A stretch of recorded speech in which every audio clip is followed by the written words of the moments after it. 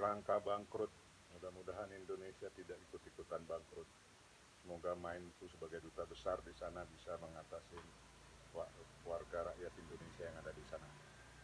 Di Tuhan, selamat bekerja, Main. Indonesia yang menetap di Sri Lanka. Bagaimana kondisi mereka saat ini, Bu Dewi?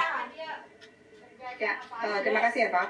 Kondisi masyarakat kita semuanya baik karena kami selalu memantau mereka melalui berbagai media, melalui WhatsApp group maupun Zoom komunikasi yang kami lakukan, sehingga dengan monitoring tersebut kami bisa memantau masyarakat Indonesia baik yang ada di Kolombo maupun di Sri Lanka secara keseluruhan.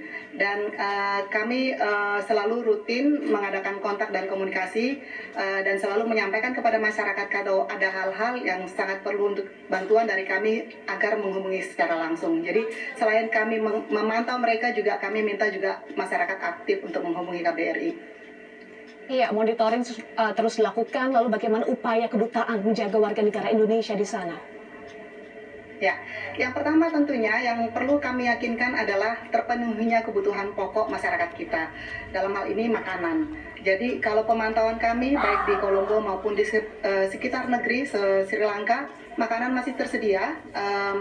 Ini kami melihat bahkan juga 2 minggu lalu juga kami memantau ke lapangan. Jadi kondisi makanan memang masih terpenuhi, namun memang kendala yang paling utama adalah kelangkaan bahan bakar serta gas untuk keperluan rumah tangga. Namun demikian, masyarakat kita masih bisa menyesuaikan, beberapa menggunakan bahan bakar listrik untuk memasak maupun bahan bakar kayu. Seperti itu Mbak. Jadi saya pikir ini masih bisa tertangani, namun demikian kami juga terus melakukan pemantauan sekiranya dalam kondisi seperti itu ada yang mengalami kesulitan. Ya, apakah juga ada upaya pemerintah untuk memberikan pasokan pangan yang tadi Anda sebutkan sebetulnya masih aman? Apakah diberikan, didistribusikan pasokan pangan dan juga kebutuhan lainnya bagi WNI di sana? Ya, jadi yang kami pantau adalah bagaimana kemampuan masyarakat dalam menghadapi krisis ini, dalam arti jangan sampai karena harga yang meningkat ini mereka tidak mampu membeli seperti itu. Dan yang kami lakukan pemantauan itu sebagian besar masih dapat memenuhi, namun sebagian kecil meminta bantuan dari KBRI dan kami sudah berikan dengan memberikan bantuan sembako secara langsung yang ada di Kolombo. Namun untuk yang berada di luar daerah, kami mengirimkan uang untuk mereka dapat melakukan pembelian di tempat-tempat yang terdekat. Baik, berapa uang yang diberikan untuk memenuhi kebutuhan WNI di sana, Ibu? Tergantung kebutuhannya ya Mbak ya. Kalau di sini kira-kira kalau 10.000 rupiah itu sudah bisa untuk membeli kebutuhan beras dan kebutuhan lainnya. Namun kadang kita kasih juga tingkatannya. Kalau kondisinya karena kehilangan pekerjaan, kita kasih lebih lagi, dan kalau anaknya banyak kita kasih semaksimalnya sekitar 30.000 rupiah. Baik, lalu apa saja imbauan KBRI untuk warga negara Indonesia di Sri Lanka? Yang pertama tentunya dalam menghadapi situasi seperti ini, kami meminta untuk masyarakat dapat mengadakan penyimpanan ya paling tidak untuk kebutuhan 1 bulan untuk kebutuhan pokok seperti beras dan keperluan lainnya. Kemudian juga kami meminta mereka untuk tidak mengikuti demonstrasi dan tidak mendekati area-area demonstrasi sehingga terjaga keamanannya.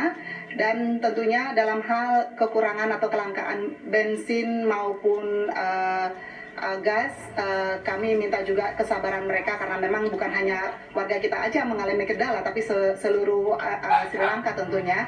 Dan tentunya pemantauan kami adalah dengan kondisi tersebut mereka masih bisa memenuhi kebutuhannya, terutama untuk kebutuhan makanan pokok.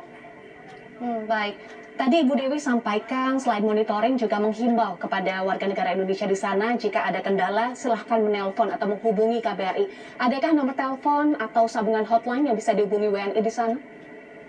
Ada, saya nggak ada sekarang Mbak, tapi nanti itu kita share juga kepada semua masyarakat. Jadi mereka bisa menghubungi kita setiap saat. Selain itu WhatsApp group juga, di mana dalam WhatsApp group itu kita berbagi informasi, masyarakat saling tahu apa yang terjadi di satu tempat dan yang lainnya. Jadi saya pikir itu juga penting untuk mereka untuk memahami situasi yang terjadi di Sri Lanka ini. Namun kondisi sementara ini aman, kondisi di Sri Lanka setelah kemarin keadaan demonstrasi yang terjadi pada tanggal 9 Juli, tanggal 10 memang sudah mulai menurun dan sekarang pada hari kerja Senin maupun Selasa kami tetap aktif di kantor dan tidak ada kendala di di jalan seperti itu. Kondisi sangat kondusif saat ini. Baik, ini kami catat juga Ibu, kami tampilkan di CG Metro TV untuk hotline yang bisa dihubungi WNI di Sri Lanka yakni 9477277323 ya Ibu. Ya silakan, terima kasih banyak Mbak Eva. Baik, Ibu apakah KBRI ada rencana memulangkan WNI untuk mengantisipasi kerusuhan atau kondisi yang lebih buruk di Sri Lanka? Hingga saat ini belum ada Mbak Eva untuk rencana evakuasi, namun demikian kami tetap melakukan contingency plan, di mana ini memang selalu dilakukan oleh pemerintah RI dalam hal situasi tidak normal di suatu negara. Dalam hal ini ada 4 tahapan, jadi ada siaga 4, 3, 2, dan 1. Kalau situasi pada saat ini kami kondisikan di siaga 3, di mana terjadi krisis dan terdampak pada WNI, namun masih skala yang kecil, seperti itu dampaknya. Jadi karena hanya sebagian kecil saja masyarakat kita yang terdampak, ini yang kami berikan bantuan. Kemudian nanti yang paling klimaks siaga 1 itulah kondisi di mana sudah semakin sulit di Sri Lanka sehingga perlu dilakukan langkah-langkah evakuasi. Dan ini kami koordinasi dengan pemerintah pusat, dengan Kemlu RI, dan tentunya nanti dengan pemerintah setempat. Namun ini belum ada pada tahap ini untuk rencana tersebut. Antisipasi saja kalau diperlukan, seperti itu mereka. Baik, terima kasih Duta Besar RI untuk Sri Lanka, Dewi Gustina Tobing sudah bergabung bersama kami di Metro Siang. Salam sehat, Ibu Dewi. Terima kasih.